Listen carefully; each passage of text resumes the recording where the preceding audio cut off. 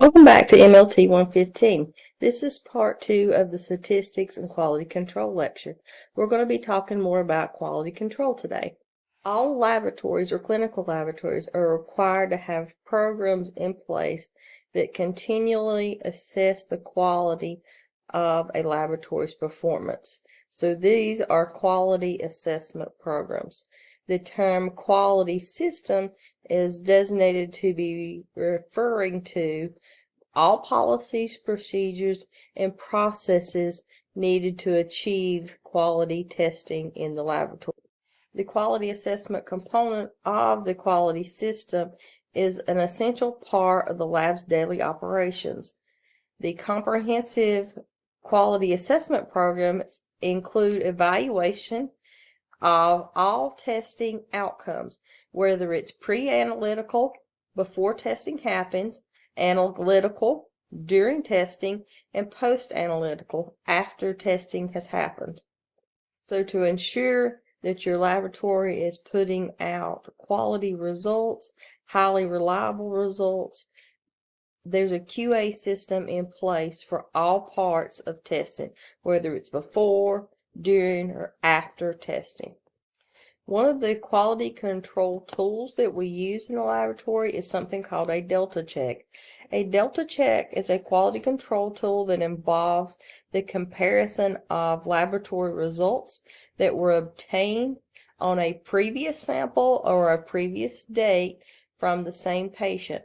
Delta checks can be programmed into your LIS system or your laboratory's computer system and detect if there's an error, or it can send a flag up for a laboratory technician to check or to double check and make sure those results are accurate. Delta checks are a good way of preventing post-analytical errors. For example, on a delta check, let's say a patient has a white blood cell count from the previous day or yesterday of a normal count, let's say 4,500. So the white blood cell count from yesterday was normal, 4,500. But all of a sudden today, their white blood cell count is 12,000. So that would be above normal, out of range. So the computer system or the CBC analyzer or LI system would flag it and say, hey, there's a big difference between yesterday's white blood cell count and today's white blood cell count. You might want to check it as a lab tech. So it's going to flag it or detect an error that there's a huge difference between yesterday's result and today's result. You may want to look into it. Maybe today's result needs to be reran. Maybe for some unknown reason the sample was labeled wrong and that's not truly the patient's sample. But a lot of times these delta checks is going to catch an error in test. So we use the word quality control a lot, or you hear QC a lot, but what is it? Quality control is the measurement of accuracy of laboratory results, and it's used to monitor your laboratory's performance. We have something called CLIA that we learned about in Intro to MLT, and it stands for Clinical Laboratory Improvement Amendments. And CLIA was established to ensure quality testing standards and consistent patient testing results in all medical laboratories. So all laboratories have to follow CLIA guidelines.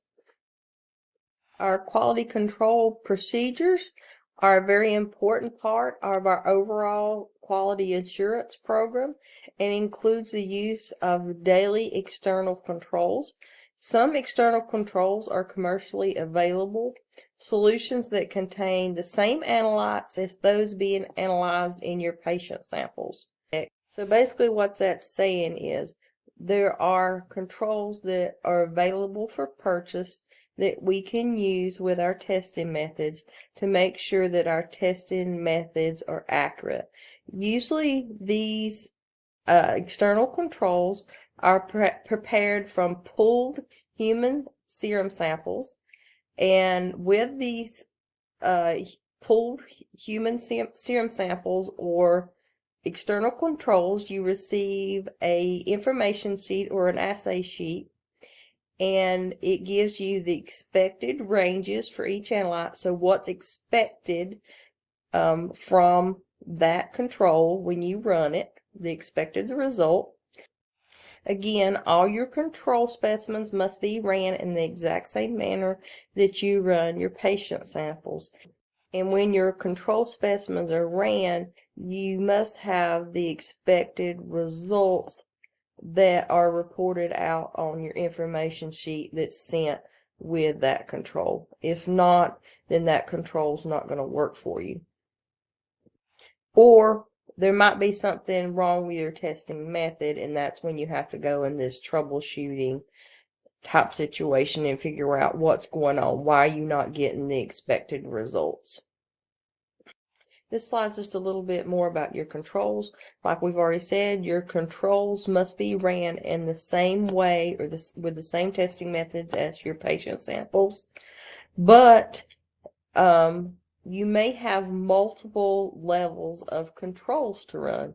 You may have a low, medium, high. You may have a range of 1 to 5. You have 1, 2, 3, 4, 5 different controls, but a lot of times it's just a low control and a high control. But it really just depends on the test you run and what it merits and needs for a control. Your controls must be within the acceptable range and order for the instrumentation and the technique to be presumed acceptable to run, and for patient results to be reported out. Again, the acceptable range will be on that information sheet that comes on with the packet or the package insert. And if it's not, if the controls are not within the acceptable range, the tech must not report out patient results. And steps must be taken to resolve issues before reporting out patient results. And again, it's some kind of troubleshooting situation you have to go into. Maybe there's an issue with your controls. Maybe there's an issue with instrumentation. Maybe there's an issue with methodology. You have to figure out why your controls are not in range, because you cannot release patient results until your controls are in range, and that's for quality control purposes. So how do you know when to run controls in a lab as a lab tech? Well, you need to run controls at least every 24 hours. So each day, controls need to be ran. But in busy labs, large labs, you may run controls more often. Maybe you run controls every shift, or maybe every 12 hours. It really just depends on the protocol for your particular laboratory or your particular clinical setting. But at least every 24 hours. In large labs, certain controls may be ran with every patient or every batch of patient samples. Anytime there's a questionable lab result, go ahead and run your controls again to make sure that your methodology and your instrumentation is running correctly, so that you know your patient sample is of quality or your patient result is of quality. Anytime there's an instrument repair or calibration, you need to run controls to make sure everything is running properly and everything is running accurately. When reagents are changed, you need to run your controls. The frequency and type of controls required for each analytical procedure will be specified in the operating manual for that instrument. Again, it may vary from lab to lab, but it should be in your procedure manual. Calibration and standards. These are things that are also part of our quality assurance program. for our laboratories. We've talked about these a little bit in the past in this course, but just to remind you, a standard is a substance of exact known composition. Sometimes we also refer to these as reference materials, and these are the substances we use to calibrate our instruments, whether it's a newly purchased instrument or a instrument that needs to be adjusted or recalibrated, maybe even after a repair, or a manufacturer's recommended adjustment, or if there's a problem suspected with that instrumentation. But these are of exact known composition, our standards. Our calibration is just the process of checking, standardizing, or adjusting our method or instrument so that the instrument gives accurate results. And we use our standards to calibrate our instruments. And we always calibrate our instruments at set intervals. So say maybe monthly, quarterly, every 6 months, whatever the schedule is for your clinical site. That's how often you calibrate your instrument, or if there's something going on with your instrument, or maybe you feel like results are not accurate and you want to make sure that the instrument is adjusted exactly right, you might want to recalibrate. And of course, after you recalibrate your instrument, you're going to run your controls to verify that your calibration is good. In test performance, let's talk about the difference between sensitivity and specificity. So in sensitivity, it's the ability of the technology or instrumentation to distinguish the presence of the target molecule or a true positive. So what's that saying really? It's the ability of the instrumentation to detect what you're looking for. So look, for example, if we're talking about drug testing and we're looking for THC in a blood sample, you want the test to be sensitive and be able to target the molecule for THC and be able to detect THC. So if it's present, you want it to pop up or test positive for THC if it's present. For specificity, on the other hand, you want the ability, or you want the instrumentation to have the ability, or the technology to have the ability to distinguish the target molecule from other molecules. So a true negative. So what's that saying? It's the ability of your technology or instrumentation to tell molecules from other similar molecules. So let's think back about the drug test example. If you're looking for THC again, but there's also a similar molecule of CBD present in the blood sample, you want it to be able to tell the difference between the THC and the CBD and let you know if the THC is present or not. We're not testing for the CBD, so we don't care about that. We want to know whether the THC is present or not. So the specificity has to be where it's picking up on your target molecule, not a similar molecule. So with testing performance, we need to be aware of some different terminologies that we use and what each mean. We have true positives and true negatives, and we have false positives and false negatives. So our true positives and our true negatives would be actual true results. Those are accurate results. Okay? There's no question in our mind that those are the actual real results. So true positives and true negatives. But on the other hand, we have false positives and false negatives. These are not reliable results. Something has happened. Maybe there was an error in instrumentation, error in methodology, maybe reagents weren't right. Something's happened. Maybe it wasn't a good sample. Something has happened along the way and it's give us a false result, where the result is a false positive or a false negative.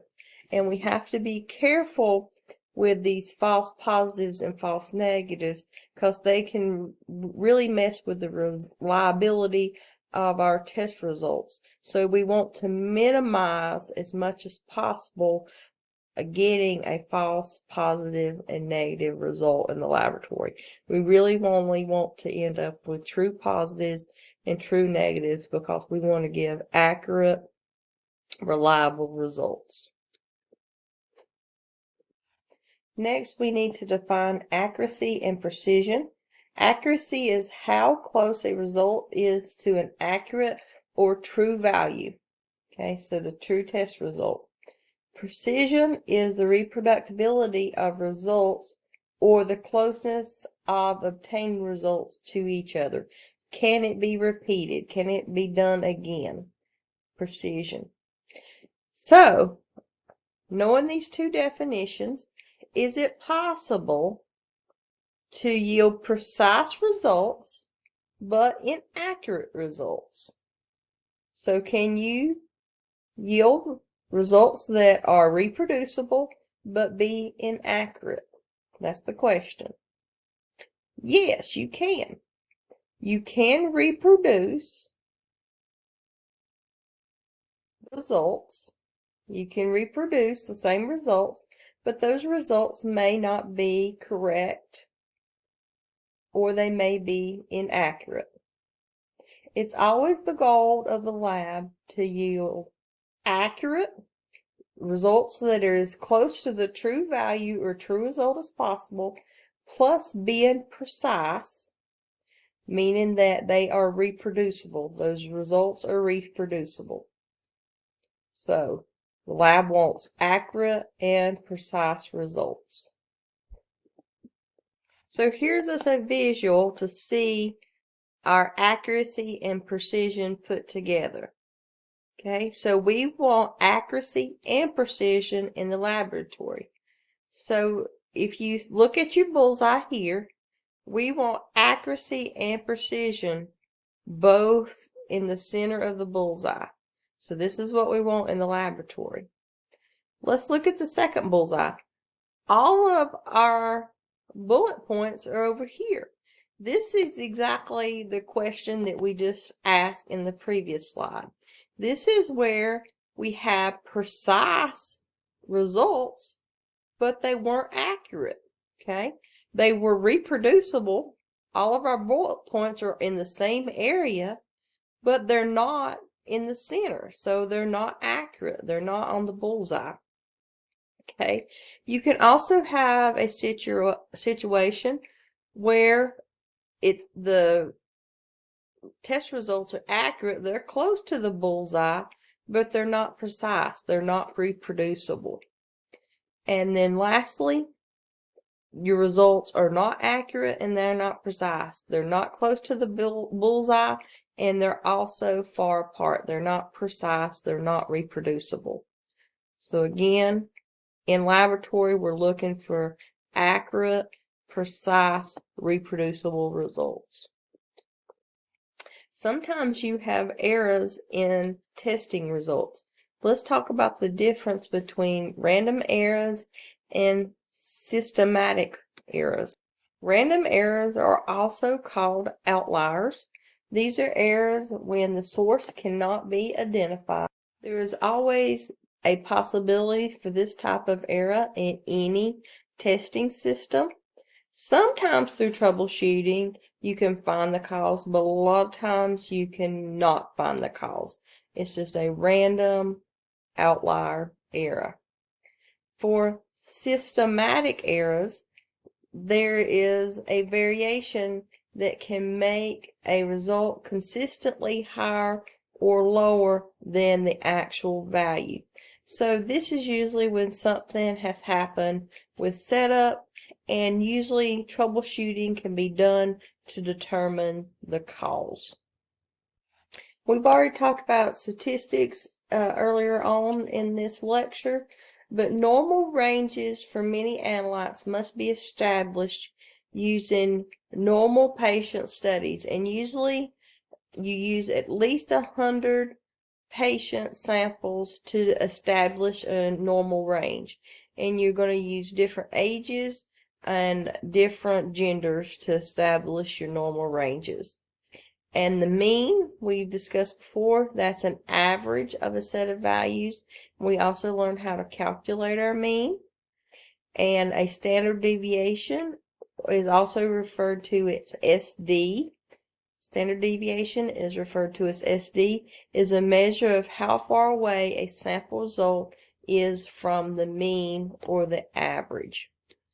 Something that we haven't talked about is the coefficient of variance, or the CV, and it's the calculated value to compare variability between two different sets of values by expressing each standard deviation as a percentage of the mean. This is common when a lab switches from one methodology of analysis or testing to another. Coefficient of variation, or CV. In the laboratory for quality control, a lot of times we plot out our quality control results on a Levin-Jennings chart or graph. The chart is a tool, like I said, we use to plot out our control results. It's a visual method used to evaluate the precision, accuracy, and even used to detect problems with a testing system. We can use a Levin-Jennings chart to find our mean of our controls. We can look for trends and shifts, and we're going to see examples of what a trend and a shift looks like on a Levin-Jennings chart coming up on the next slides. But let's go ahead and define what a trend is and what a shift is.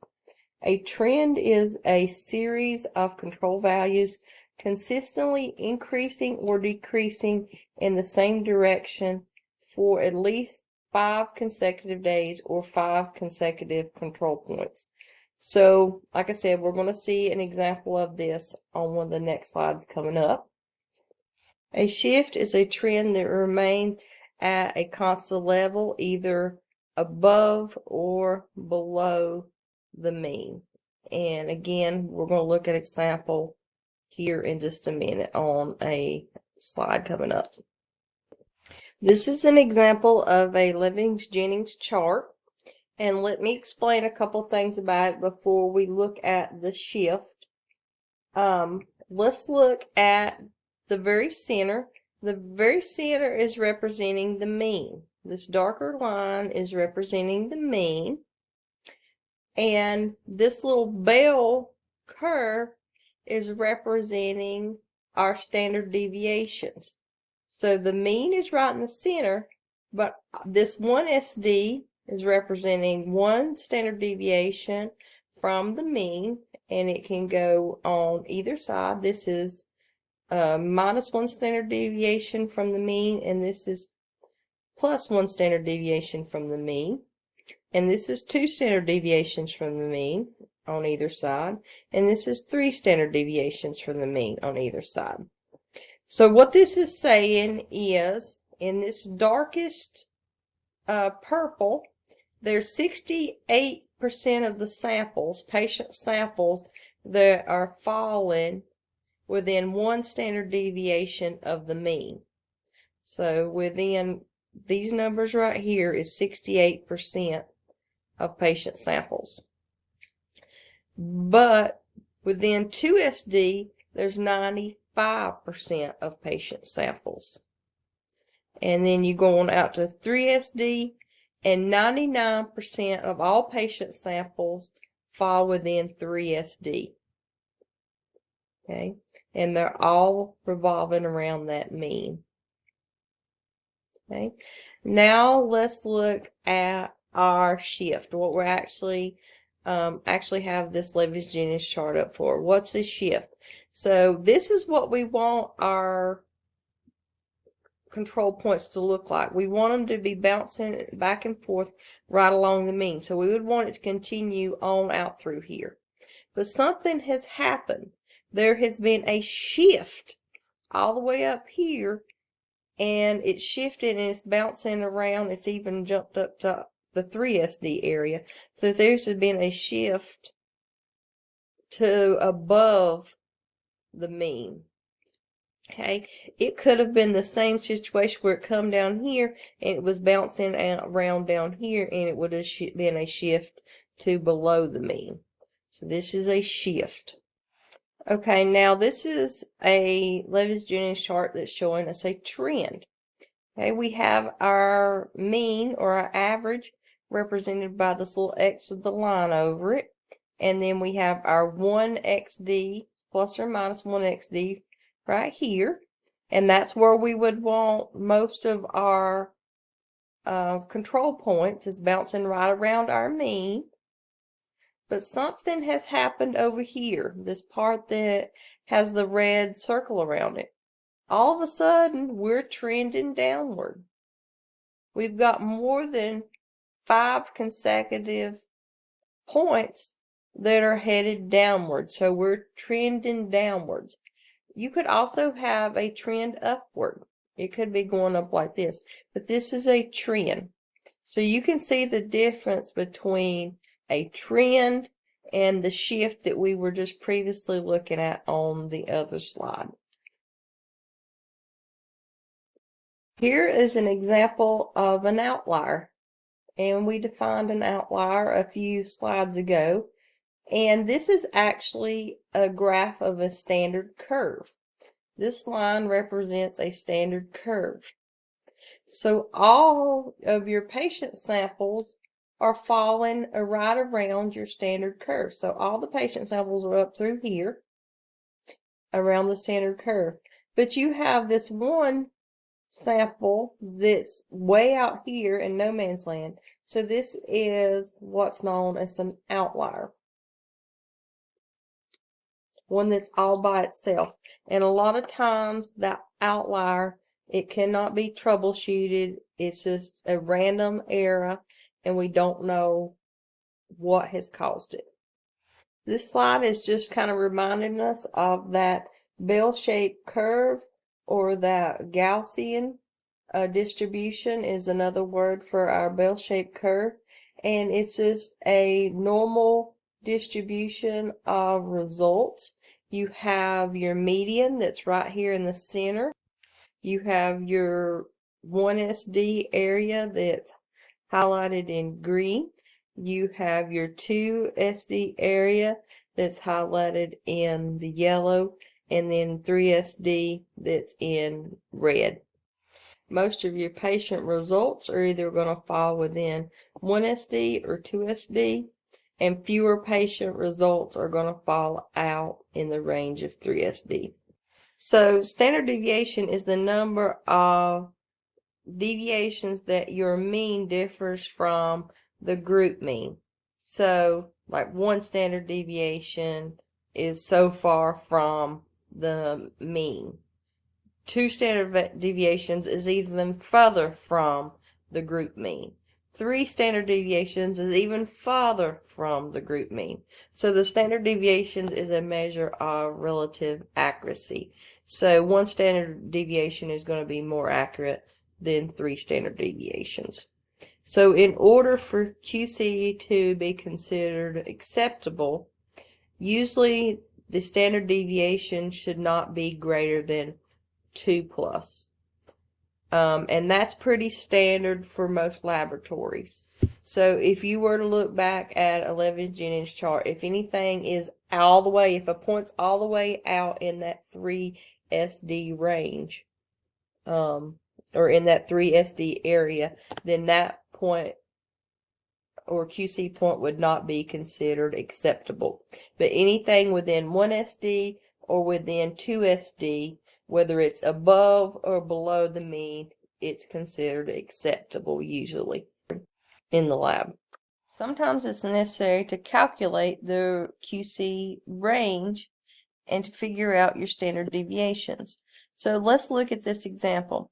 After receiving a new lot of level 1 glucose control, you run it 20 times to obtain a mean of 75 milligrams per deciliter and one standard deviation of 2.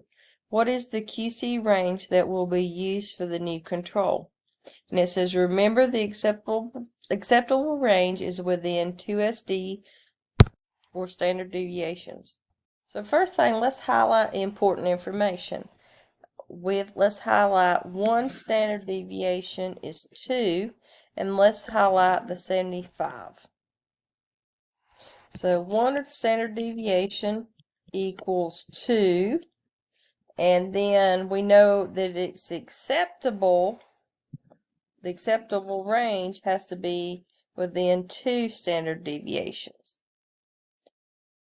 Okay, so we're going to take that 75 and we're going to figure out what is 1 SD. So what is 2 above 75? It's 77. What's 2 below 75? That is 73. So that gives us our range for 1 SD, does it not? It does. But we're looking for 2 SD. So if 1 SD equals 2, we've got to multiply our 2 SD by 2, and we're going to equal 4.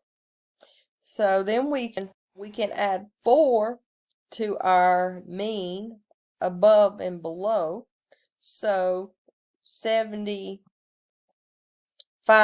plus 4 is 79, and 75 minus 4 equals 71.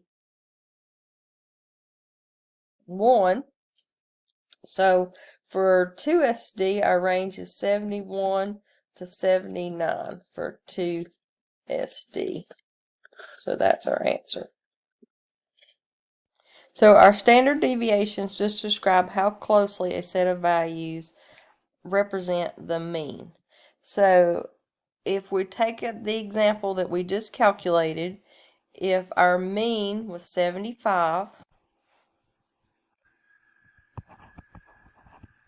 and then our one standard deviation above and below, our one standard deviation was written in and represented, you would have 73 on the low side for 1 SD and 77 on the high side 1 SD. And then for 2 SD, you would have on the low side your 71, and then on the high side you would have your 79. So I hope this example better illustrates the bell curve and how the standard deviations are represented from the mean on the bell curve. Variance is the square of the standard deviation. The standard deviation is also defined as the square root of the variance.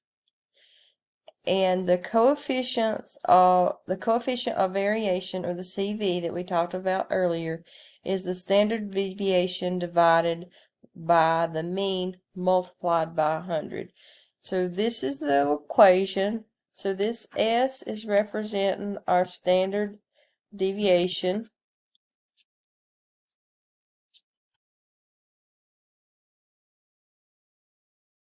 And this X with the line over is the mean and multiplied by 100. The coefficient of variation measures precision or reproducibility of test results.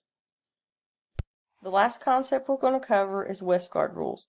Each QC program or quality control program has an established set of guidelines that are used to determine if a testing method or method is in, or the controls are in or out of range. The Westgard rules list specific limits about how much variation is acceptable in those control values before patient test results are rejected. So we usually use two different levels of controls. We usually use a normal and an abnormal at the least.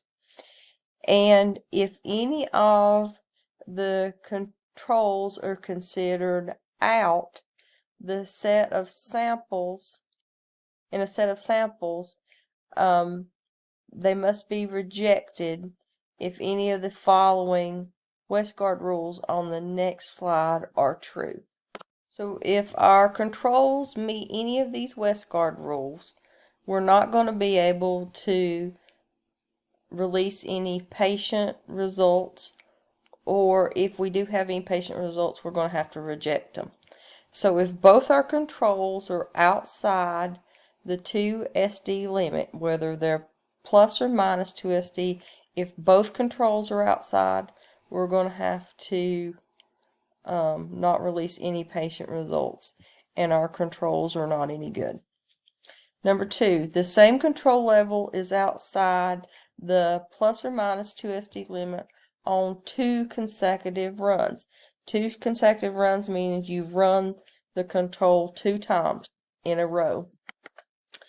The next rule is controls in 4 consecutive runs have values greater than plus or minus 1 SD in all the same direction.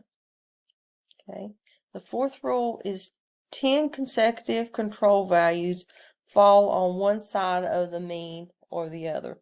So 10 consecutive controls are maybe above the mean, or 10 consecutive controls are below the mean. So if your controls meet any of these criteria or any of these rules, then you're not going to be able to run patient results.